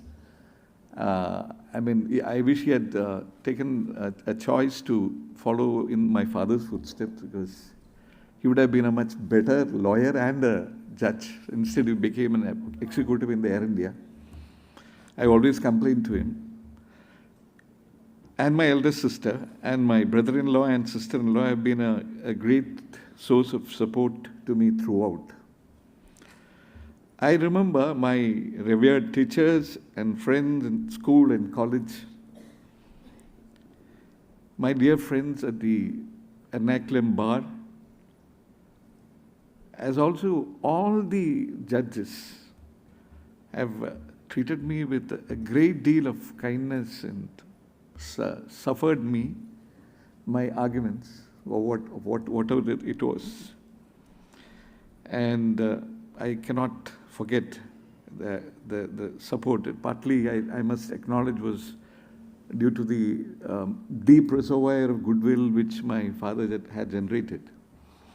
And I do admit that I received the benefit of it all. I remember with a great deal of gratitude Chief Justice Jawaharlal Gupta, who was the Chief Justice who first thought of calling me to become a judge of the Kerala High Court. But even though the recommendation made by the collegium headed by him, it did not take effect immediately. And it was Chief Justice N.K. Sodhi who thereafter reiterated my name. And so it was that I began my innings as a judge in the year 2004. And I remember all my colleagues with whom I had the honor of working. I learned a lot from them, as also the members of the very learned bar we have in the Kerala High Court. And then my stint in Uttarakhand as Chief Justice also taught me a little bit more. And finally, in 2018, August, I made it to this court. Now, this is the highest court of the most populous country now. And it's the most powerful, highest court in the world. The judges of the Supreme Court of India are the most overworked judges in the world. Mondays and Fridays are looked upon with disdain and fear and whatnot, all the negative feelings. I also do share the feeling that, they are the most dreaded days for a judge. But at the end of the day, when you have actually worked on a case and found a case frivolous to be thrown out, I think judges are doing a great job, because you're actually cutting out the weeds, which would otherwise grow and eat up the crops, which are the real cases which the judges should really go on to decide finally. So the judges are doing a great job on Mondays and Fridays as well. We must remember, when they spend hours on the previous day, and if it's a Friday, it is even worse, because the files come up. Mondays at least you get 2 days. It's a tremendous job that the judges are doing. But here I must acknowledge the assistance which is played, given by the members of the bar. Without your assistance, certainly the judges will not be able to do what they are doing. It's not a perfect system, and no institution is perfect, because the human beings are not perfect, any institution anywhere in the world for that matter. The Supreme Court of India, the custodian of the fundamental rights, it has played a dynamic role. 70 years down after we became a republic, more than 70 years. If you look back, this court, which is this court with the assistance of great stalwarts in the bar as well, has made humongous contributions to world jurisprudence. Supreme Court of India, I think, with the assistance given by the members of the bar, is second to none, I would say. Way ahead for the nation and for the court, they are inextricably intertwined. The independence of the Supreme Court is integral to the maintenance of a democratic way of life and the rule of law. It's not very difficult for a nation which is a democracy, having a constitution to slip into chaos, into just the opposite of democracy. So the court, as also the bar, must always remain on its toes to guard against it. This is a duty which gets passed on from generation to generation. And if we ignore it at our peril. That which is born must fade out. There is a time to be born and a time to die. There is a time to become a judge and a time to retire. What is timeless, however, for me, is every moment of the stint that I've had. I've enjoyed every moment of it. Though, as I said, miscellaneous days were always held in some amount of dread and fear. I have no claims to make. I have a huge debt of gratitude. I don't think I can repay.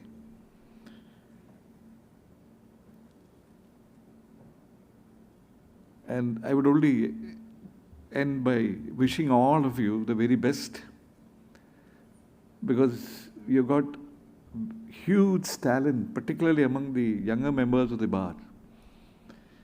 And unless and until that talent is realized, our very democracy would be in danger, because the members of the bar must be in the forefront of the fight against forces which can overcome the constitutional way of life we have adopted. Thank you. Jai Hind.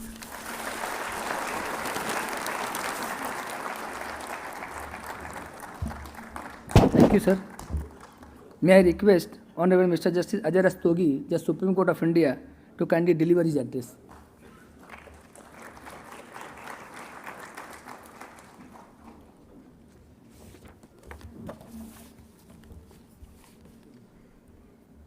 Good evening to all. Honorable the Chief Justice of India, Dr.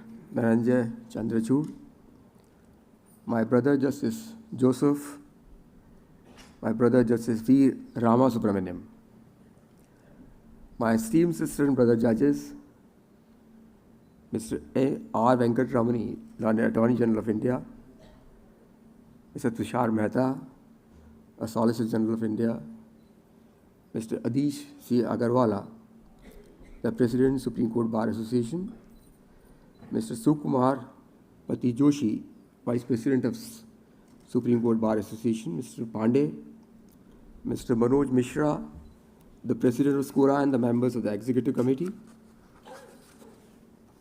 learned senior advocates, members of the bar,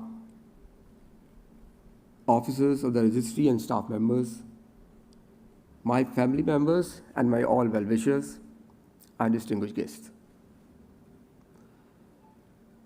Today I feel incredibly grateful and humble as I stand before you. Being a judge in the Supreme Court of India, it is indeed being an honor and privilege. As I approach to the end of my career, tenure, I want to take this opportunity graciously provided by the Supreme Court Bar Association to share my thoughts and reflect on my time in this esteemed institution. When we say about farewell, only three things emerges to me, and which I first convey to myself. Is the day of emotions. Is the day to express your feelings. And at the same time to remember the each and every moment of your working period. It is true that our life is full of exciting surprises and opportunities if perceived with the right mindset. My life was full of exciting opportunities which I cherish, and I was reflecting this morning. The most unique characteristics of time is that it waits for none. It would be right to say the time has taken its course, and the day has come when I stand here to bid this honorable institution my heartfelt goodbye. I'd like to thank all of my dear colleagues and respected senior esteemed members of the bar from my litigation days who have made significant contributions into my professional as well as personal life all over the years. I've spent a considerable part of my career as a part of the bar and later on the bench. And I thoroughly enjoyed every day in this profession. I go flashback and assess myself with my own introspection. I first accept that God has showered much more than what I have expected for myself. I frankly concede in this August house today, when I joined the bar in 1982,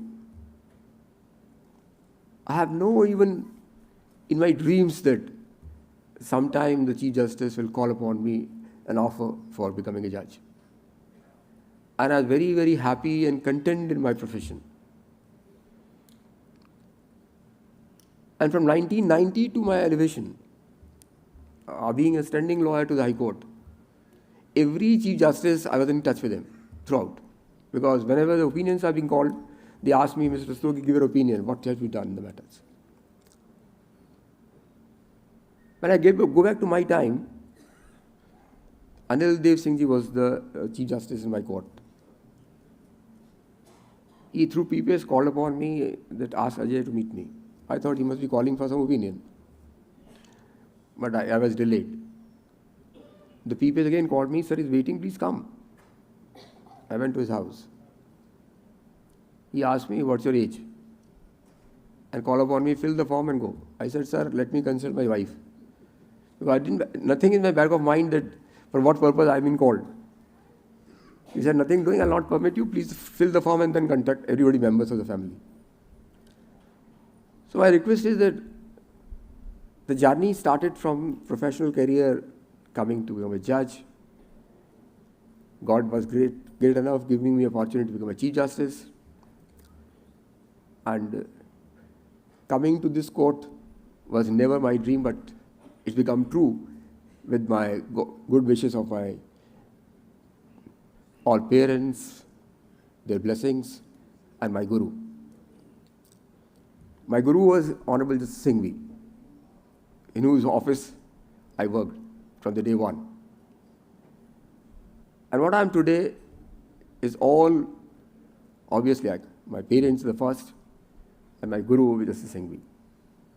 It is all because of his blessings that I am here today.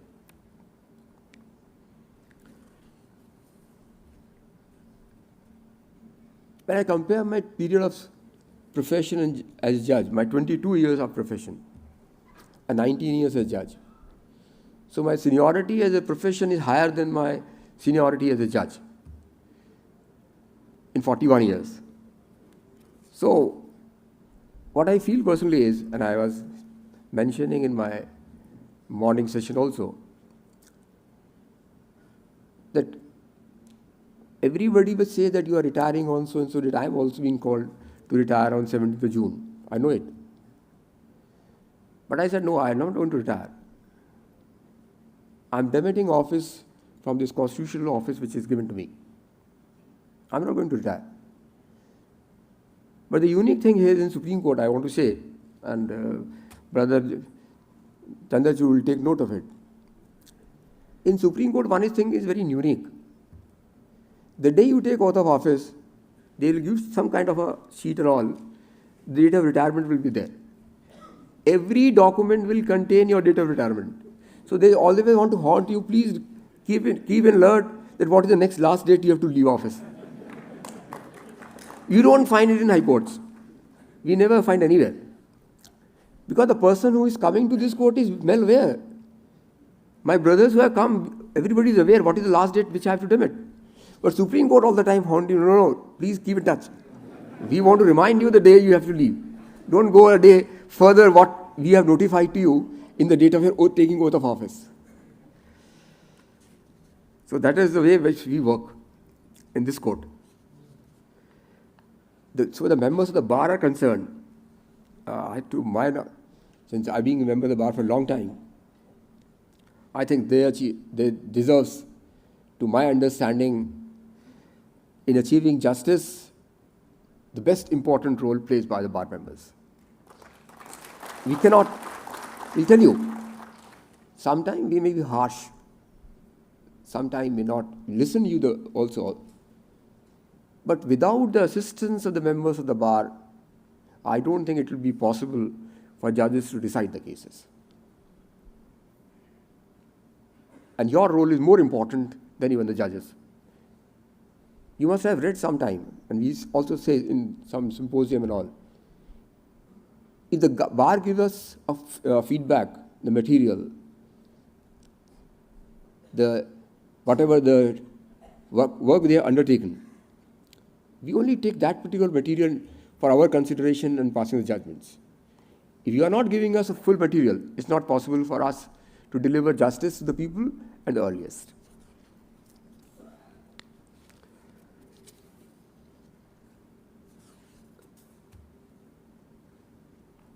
What I realized in this 5 to 10 years, I want to convey to the members of the bar also. And what is my feeling? I may be wrong, and I must prove to be wrong. If somebody wants to say that I'm an independent judge, unbiased judge, to my understanding, which has come to me, decide the matters anti-establishment. Give your opinion against the government. You are an independent judge. I said no. We as the judges are supposed to decide the matters on the basis of material record. Whether it goes this way or that way is not the consideration. But this thing is being perceived by the people at large. And media also supports it. You make a comment against the government, everybody will say happy. Oh, the finest judge. Give judgment against anti-establishment, finest judge.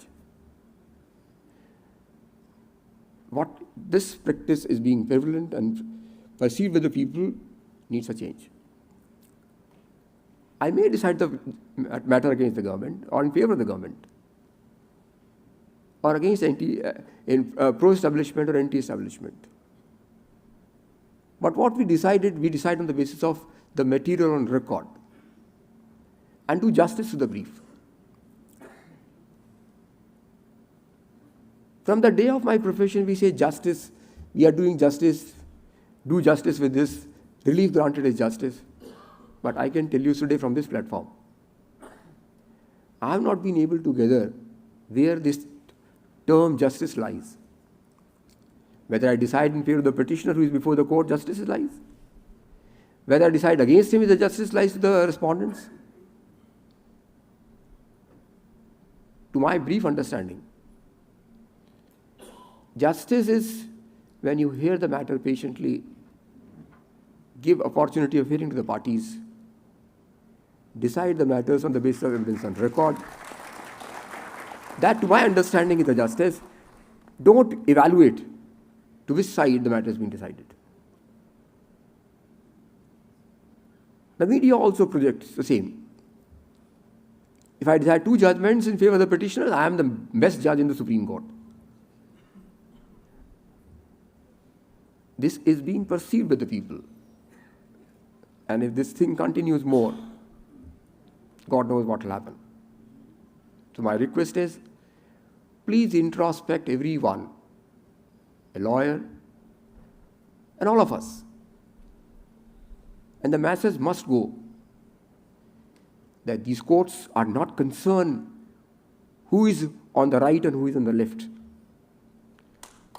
This court is only concerned as to who is right amongst the two. And I'll add it further. when the two persons come to this court, one say one is right and one is wrong, there is no difficulty to us. But when both they say we are right and claim to be right based on their relevant materials on record, here is the issue lies with the court to examine, evaluate, assess, take the law on the subject, and then decide the issue as to, on evaluation of both the persons who are claiming to be right, who is right amongst the two. That is the role of the judges. And very difficult job. I may tell you, after we being a lawyer and a judge, my experience shows to decide a matter and take a call, very difficult job. But we learn by experience. And I can share you, when the day, if I look into my own judgments, which I drafted somewhere in 2006, 2007, with the judgments which I delivered in 2010, which I decided in 2018, or after coming to this court, sometimes I myself that whether it is my own judgment which I dictated in 2005. So we ourselves, by experience, learn, and maturity as a judge comes later. So this is the way by which the system works. And that is our role which we always play. And one thing I always say in this court also, and I feel it, a person who can afford a good battery of lawyers, they get indulgence. They get indulgence. But a person who is sitting in the third row, fourth row, wants to say something, nobody wants to hear him. This court is meant for every citizen, for every grievance, for every complaint which he makes to the court. And whosoever not to the court must be respected, must be given the same indulgence without any discrimination among the persons who are approaching to this court. I find sometimes in the evening young lawyers making a mention. One day I asked him, why you are not mentioning in the morning? He said, nobody listens. Nobody listens, sir. That reminded me. Then I started. In the morning also mentioning, if we are not being able to mention in the evening also. Becoming tired, but I said no. So what I want to say is that this court is, the prime duty of this court is to see that the man who is in the last in row must get indulgence as the man who is first in the row. This is what the Supreme Court is and for whom the Supreme Court is meant.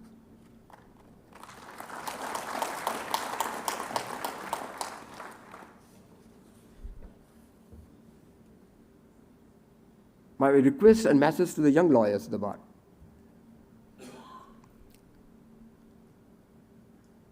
We always, collectively, judges, encourage young lawyers to come forward.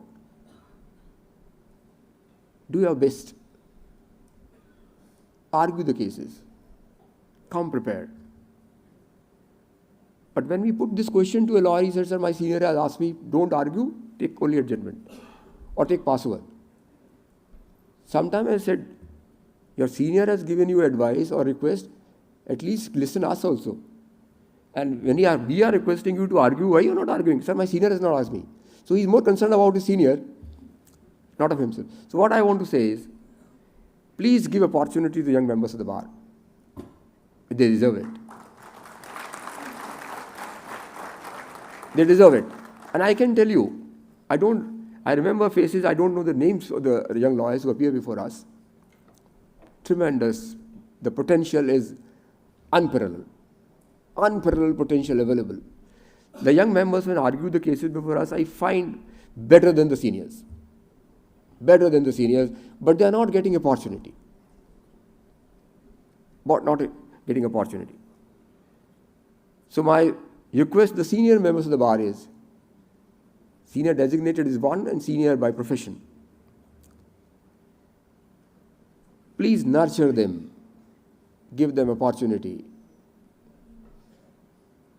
And I told few seniors also, at least take 10 to 15 young lawyers under your control, within you, nurture them, give them a stipend. Tomorrow when they will be matured in profession, and somebody asks them to which chamber you belong, they will say, I belong to so-and-so chamber. There were chambers earlier. People, when roaming around the corridors, ask you from which chamber you are. So I am from Mr. Surabji's chamber. I am from Mr. Nariman's chamber. I am from Mr. P.P. Rao's chamber. That chamber system has completely gone. There is no chamber now. Every lawyer putting a band and coming to the court and start practicing. My brother Vishwanathan is here. His senior. I was looking when he was taking oath of office. His senior threw out with the folded hands, only praying.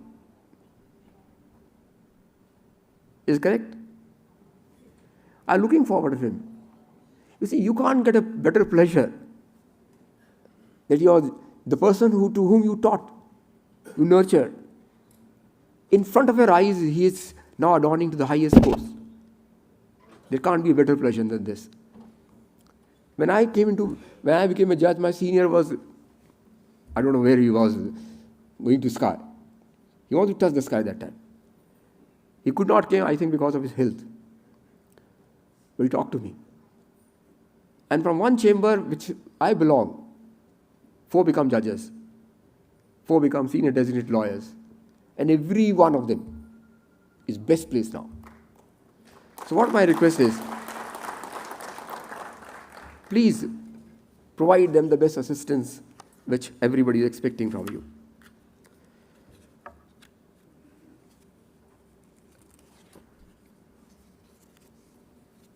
I agree with Mr. Joseph that the Supreme Court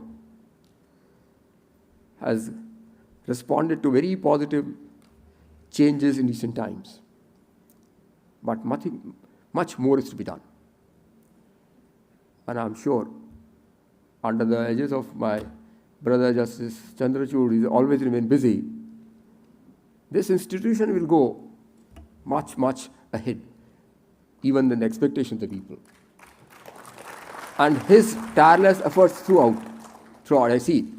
One day I was sitting in some meeting and left at about 8:30. He was there in chamber. I think he was the only one sitting in chamber along with his staff. This kind of a tireless job my brother Dhananjay is doing every day. God knows how he's maintaining his health. About putting that much of efforts and labor.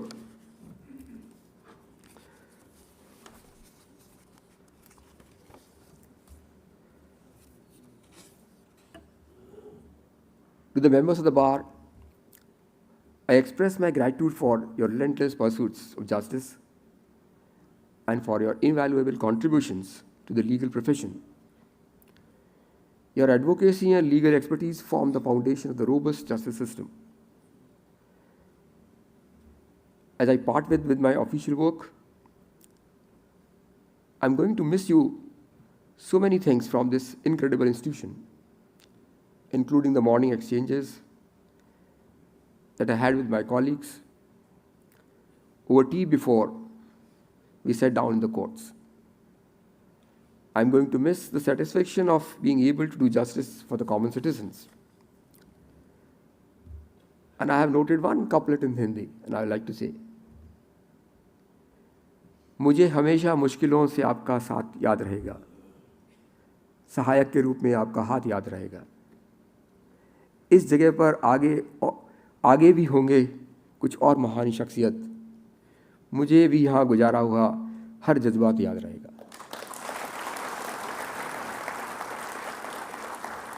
To my personal staff, I am indebted to you for your unwavering support, dedication and hard work. You have been the backbone of my judicial journey. I would like to express my gratitude to assist me in performing my duties. I may have been inflexible and tough on certain occasions, but that was with my good intentions. If I have hurt anyone, I tender my apologies for the same, and I will be excused for it.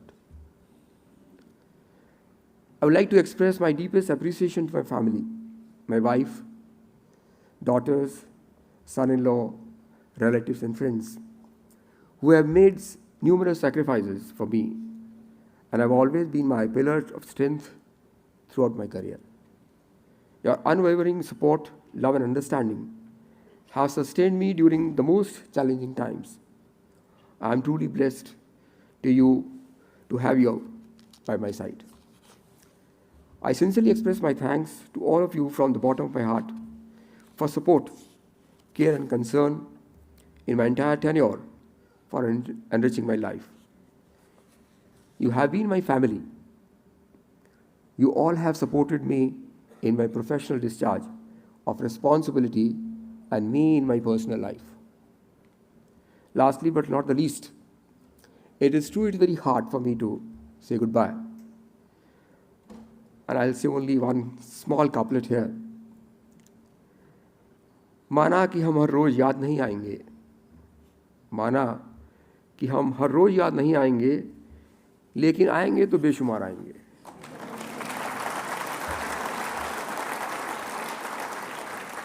Thank you once again for this opportunity, and may we all continue to work together in our shared commitments to justice.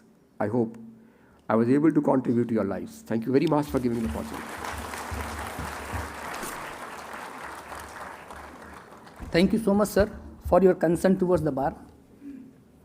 May I request Honorable Mr. Justice V. Ramasubramanian, Judge Supreme Court of India, kindly deliver his address.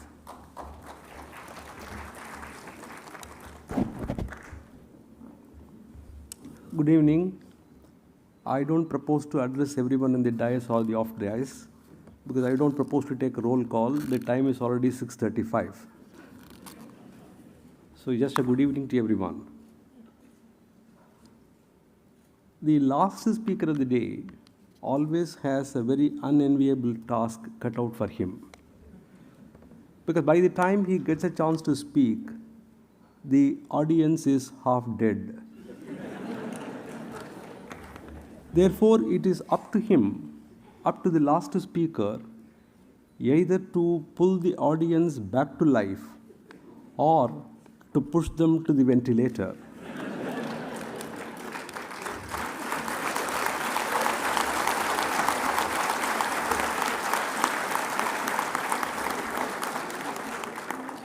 I have succeeded in bringing you back to life.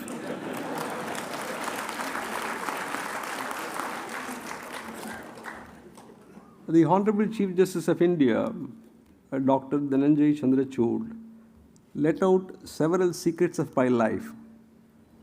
In fact, Machiavelli says that the moment you ascend to the seat of power, please kill all persons who know your past life.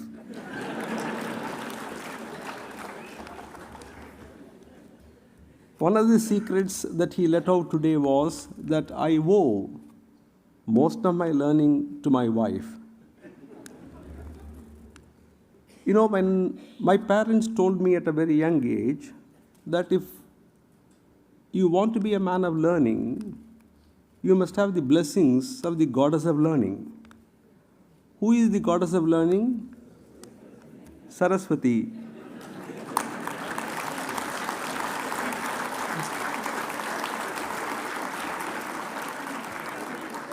And I always believed in shortcuts to success. So instead of going to libraries and acquiring a lot of learning, I thought I will marry Saraswati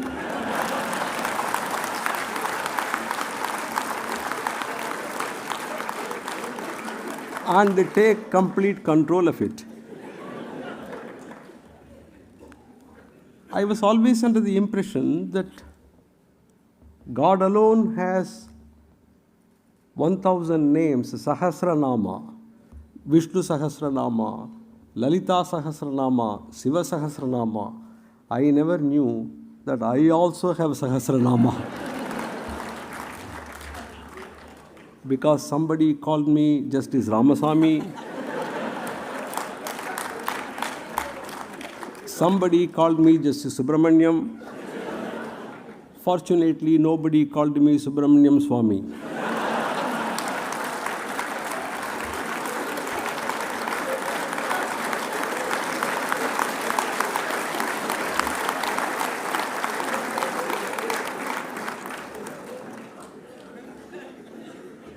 I don't know whom you are all thinking about.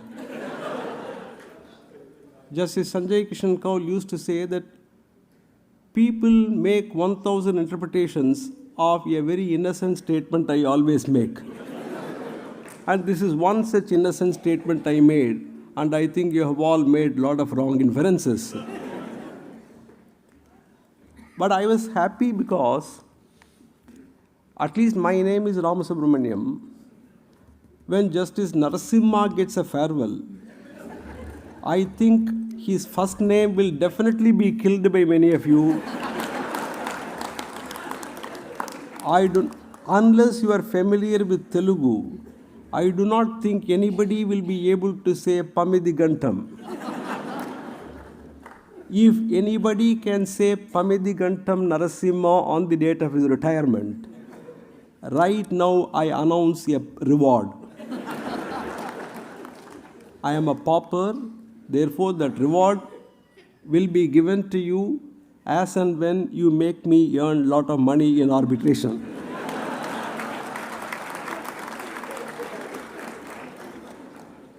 About my past life, Chief Justice Chandrachud said something. I should tell you, I did not have the disadvantages that Justice Joseph and Justice Ajay Rastogi had. Justice Joseph had the disadvantage of being the son of an illustrious Supreme Court judge. I did not have that disadvantage. Justice Ajay Rastogi had the disadvantage of being the son of a great civil lawyer. I did not have the disadvantage. Therefore, if you are a first generation lawyer, I think you always stand at an advantageous position. You have nothing to lose.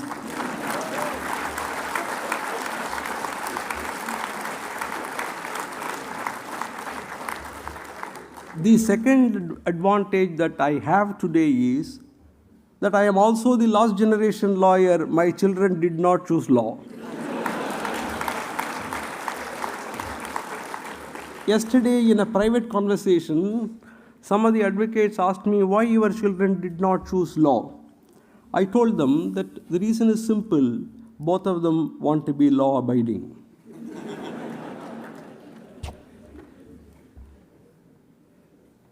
Chief Justice Chandrachud talked about the great contributions made by Justice K.K. Matthew.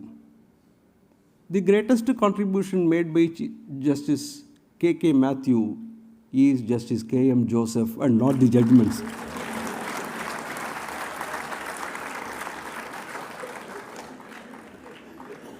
In the Araneya Parva of Vanaparva of the Mahabharata, there is a very famous dialogue between Yaksha and Yudhishthir. It's called Yaksha Prashna.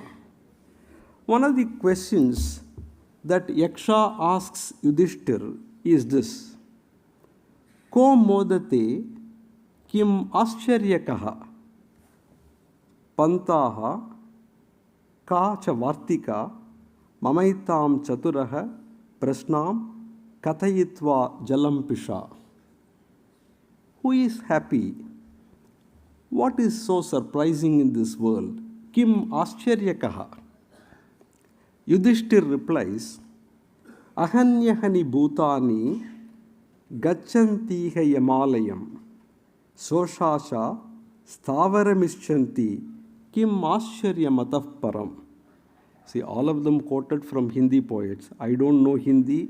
I was also clapping when all of you clapped those couplets. The art of clapping at the time when you did not understanding, I developed by watching English movies. Because during college days, for the sake of taking pride that I have also watched movies. I used to go to movies. Whenever there were jokes, other people will laugh. It is only therefore I laughed, not because I understood anything.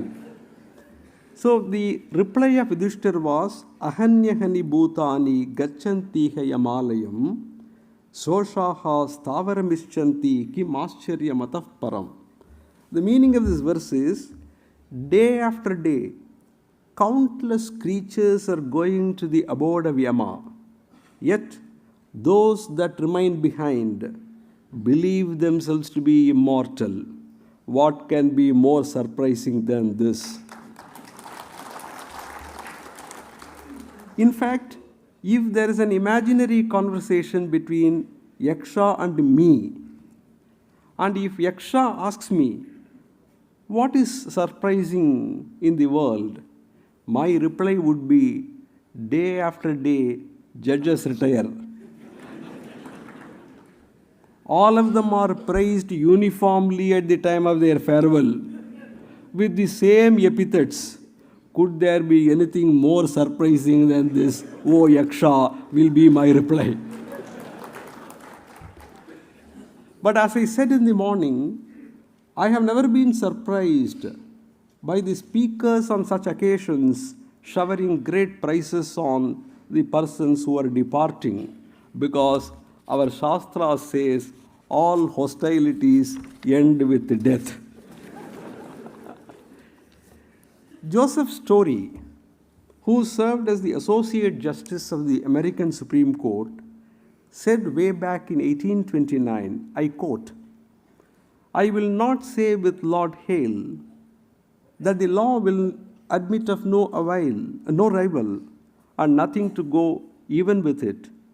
But I will say that it is a jealous mistress and requires a long and constant courtship. It is not to be won by trifling favors, but by a lavish homage. I unquote. It has been 40 years since my courtship with law began, and I do not know if I have won it by lavish homage. But now the time has come to break this relationship, to break this courtship, not on the ground of irretrievable breakdown using Article 142, but on the ground that I have other mistresses too. Namely, hold your breath, namely Tamil literature, mythology, spirituality, mysticism, astrology, classical music. All of you are welcome. Though I have paid occasional visits to these mistresses in the past, I have not done justice to them so far. Therefore, I look at my retirement with a lot of excitement as I propose to have courtship with my other mistresses, of course, in the company of my dear wife.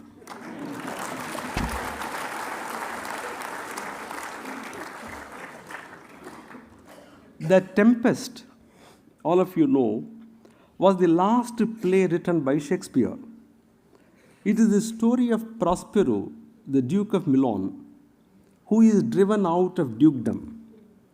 He lands up in a distant island where he becomes skilled in magic arts, with which he takes revenge on his enemies. Eventually, he forgives all of them, and the Tempest play ends with a note of celebration, forgiveness, and harmony.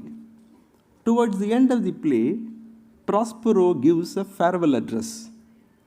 In fact, it is not merely a farewell address by the principal character of the play, but also a farewell address by Shakespeare himself, because Tempest happened to be the last play written by Shakespeare. So, in an imaginary farewell address by a magician, Shakespeare addresses the audience. Prospero, the Duke turned magician, says in his farewell, I quote, our revels are now ended. These, our actors, as I foretold you, were all spirits and are melted into air, into thin air. And like the baseless fabric of this vision, the cloud-capped towers, the gorgeous palaces, the solemn temples, the great globe itself, yeah, all which it inherit shall dissolve. And like this insubstantial pageant faded, leave not a rag behind. We are such stuff as dreams are made on, and our little life is rounded with a sleep. I unquote. I thought that this could fit very well into the theme of my song today in response to the nice words that fell from the lips of everyone here. In a way, as I considered myself, and I was considered by some at the bar and the bench to be a magician. Therefore, I thought that magician's farewell that Shakespeare penned in The Tempest would be appropriate for me to bid adieu to you. So today, I catch up with those who retired yesterday. Mind all of you, my brothers and sisters, you will also catch up with me tomorrow. With these few words, I thank every one of you. I thank the family members who have all assembled here. My wife, my daughter, my son-in-law. My son should be watching it after it is uploaded in the YouTube. I used to tell them, they don't listen to me, but they now listen to me in YouTube. Thank you very much. Lordship, I am very sure after listening you, nobody is tired.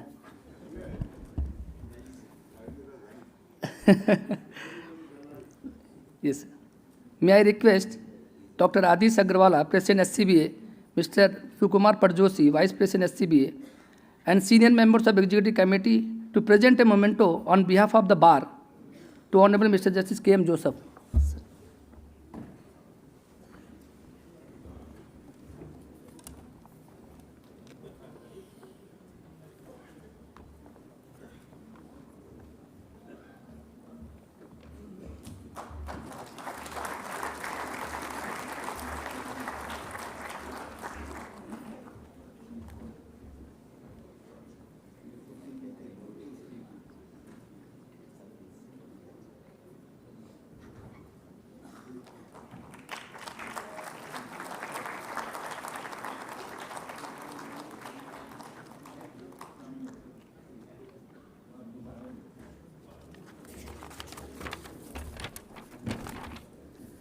I again request to present a memento to Honorable Mr. Justice Ajay Rastogi.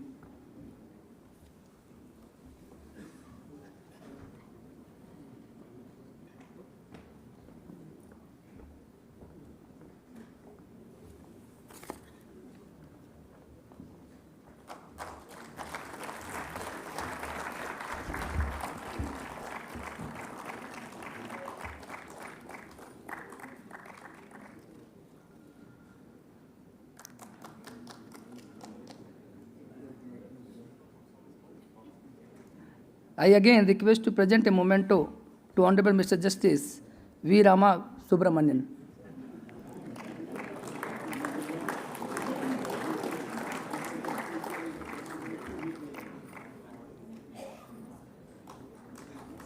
Little bit.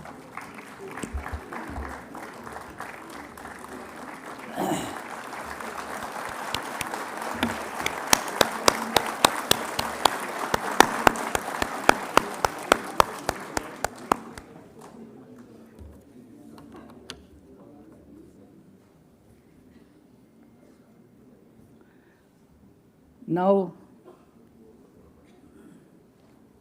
may I request Mr. Minesh Dubey, Joint Secretary SCBA, to deliver the vote of thanks.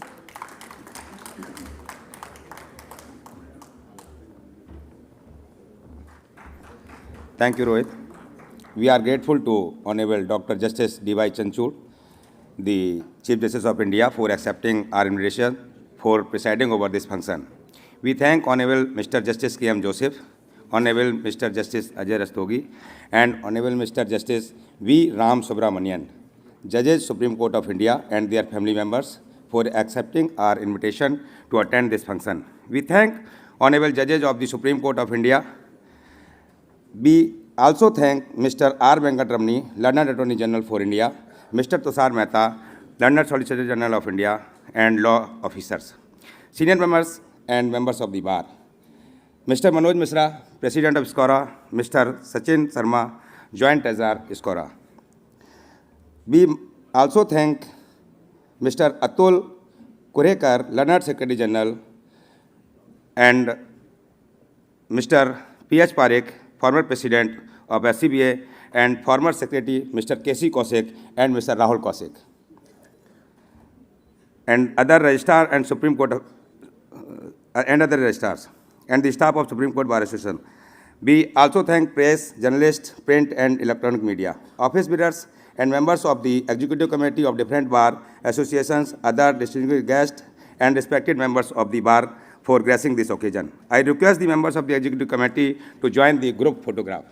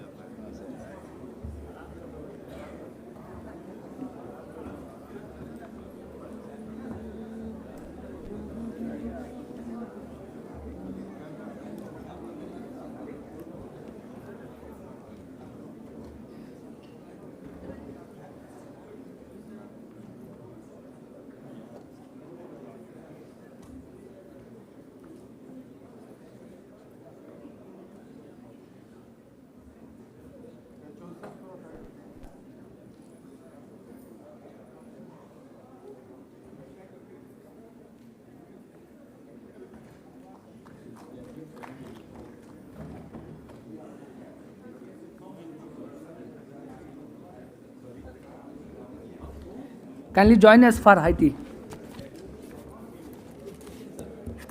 ये तुम्हारा है?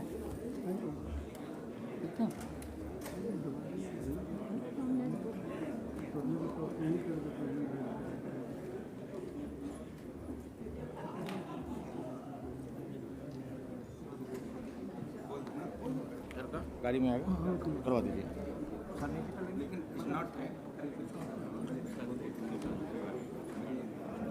Ma'am